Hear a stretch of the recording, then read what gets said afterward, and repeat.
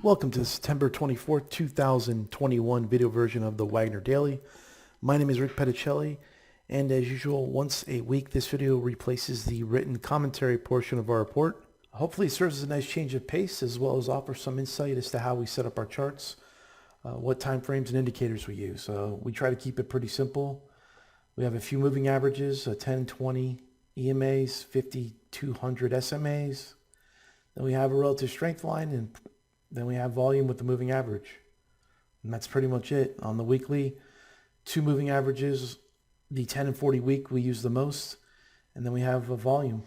We try to keep it simple, which works best for us.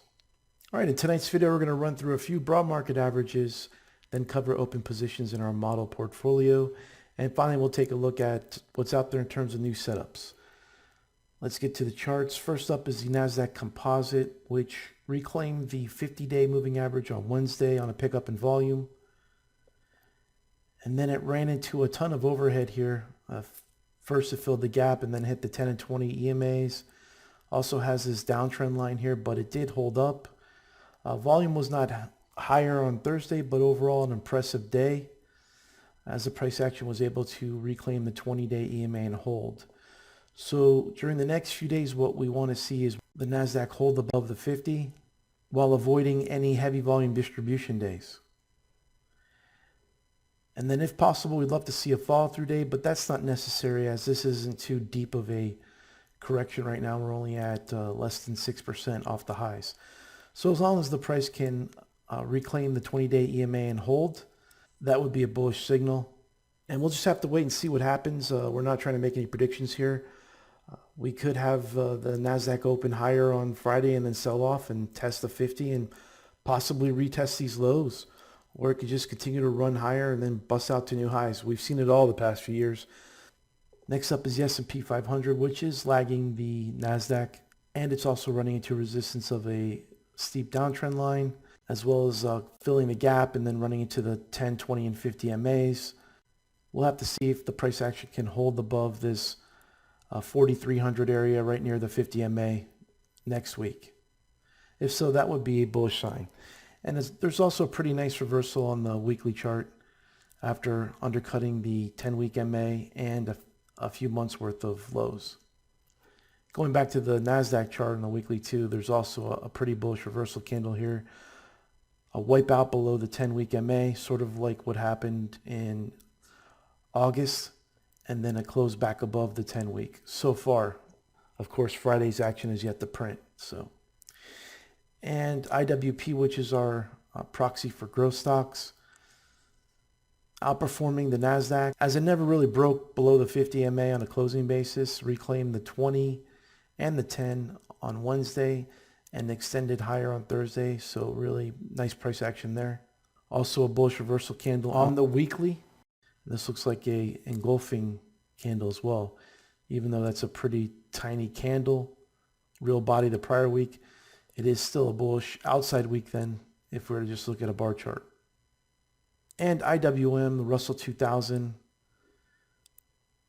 given where it was earlier in the week, this is a pretty strong recovery. The price action undercut the 200 for 2 sessions in a row and then staged a pretty nice comeback the past 2 days, and now it's above all major moving averages. And just to give some perspective here, let's zoom out to a monthly chart.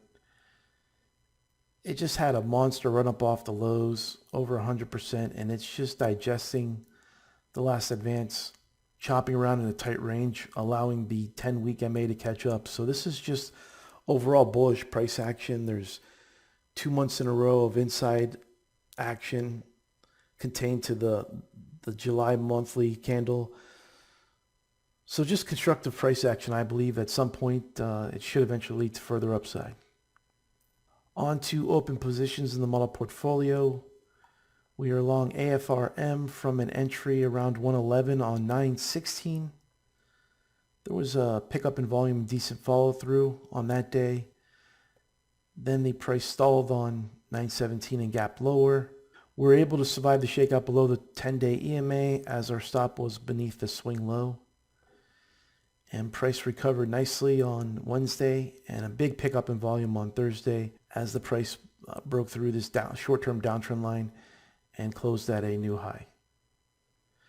PLTR, we bought above Wednesday's high, and it triggered on a pickup in volume, a good sign. So in the short term, we're looking for the price to stay above this 10-day MA and push higher. Why we bought, we like the false breakout to new highs, found support at the 20-day EMA, where it's held up the past few weeks. And ideally, the entry would have been on Wednesday over the inside day high on Tuesday, but we noticed it a bit late, but we were able to get in around 28. And we bought Snap above 78 on Wednesday, added to it again on Thursday as it was holding around the 79 area. This stock has been in chop mode for several months now, so it's built up a ton of pressure. If it can get going above 80, it has the potential to become an explosive mover. DDOG, we're long from our entry around 132, I believe on 820. It's right around here off the 10-day MA. We sold partial size on 920 due to weakening market conditions, but still hold on to a small position. And we're up about 11%. And the last open position is in ZI, which we own from around 68 average price. And it continues to find support off the 20-day EMA, but it has stalled in the 69 to 70 area. Just can't get through that level.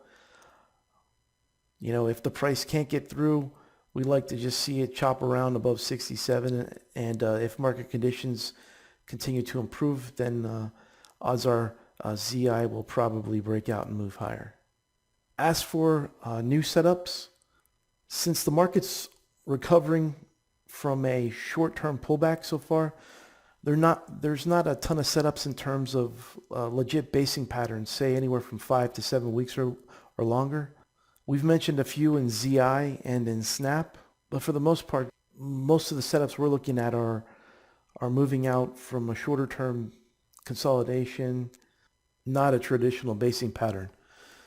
So first up is MNDY. Monday, recent IPO, doubled off the lows, and what's impressive here is that it's only pulled back about 20%. Pretty shallow consolidation given the explosive move up. The entry would be over the 2-day high, which also breaks the downtrend line.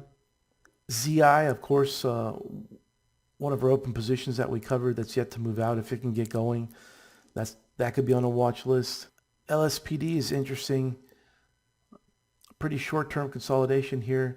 False breakout. If the price can punch through this 127 area again with the next day or two, could be in play. Look for the uptrend to resume. Dash is a pullback entry off the 10-day MA. Note the bullish reversal action off the 10. Look for the price to punch through Thursday's high as an entry with the stop beneath the low of Thursday's reversal candle. MDB possibly in play over the range high and Thursday's high. One could look to enter over Thursday's high with a stop beneath Thursday's low. A go or no-go type situation where it should move out immediately. And that's with the help of the market too. I mean, if the broad market does sell off on Friday, any of these setups may have trouble moving out. And SC just stuck its head out above the downtrend line. If it can move back through Thursday's high, could be in play. If not, if there's a few days of chop, that wouldn't be bad either. SWAV could be interesting on this downtrend line break, especially if it chops around for a few days. Same goes for SQ, which cleared its downtrend line on a pickup in volume. Let's see if it can chop around for a few days and allow this 10-day MA to catch up. NVIDIA with a nice break of the downtrend line, short term, reclaiming the 10-day MA. Look for any pullback into this 10-20-day EMA area as a buy entry. GLBE, which looks like it's trying to break its downtrend line here. If it can move back through Thursday's high, could be in play. MRNA. And Thursday's report, I believe we listed as a buy entry above 445, 446. Since this is a 27% deep cup with handle pattern, here's the handle. The second entry would be the high of the handle around 465. So just two more setups here. We have LC, which broke its downtrend line on Thursday on a pickup in volume. Any pullback into this 2850 area could be an entry. And DLO also broke its downtrend line. If the price opens strong on Friday and takes out Thursday's high, could be in play for immediate follow through. If not, then look for a pullback into this 64 to 64.50 area. All right, that's a wrap for tonight. Thanks for joining me. Have a great weekend, and we'll see you next week.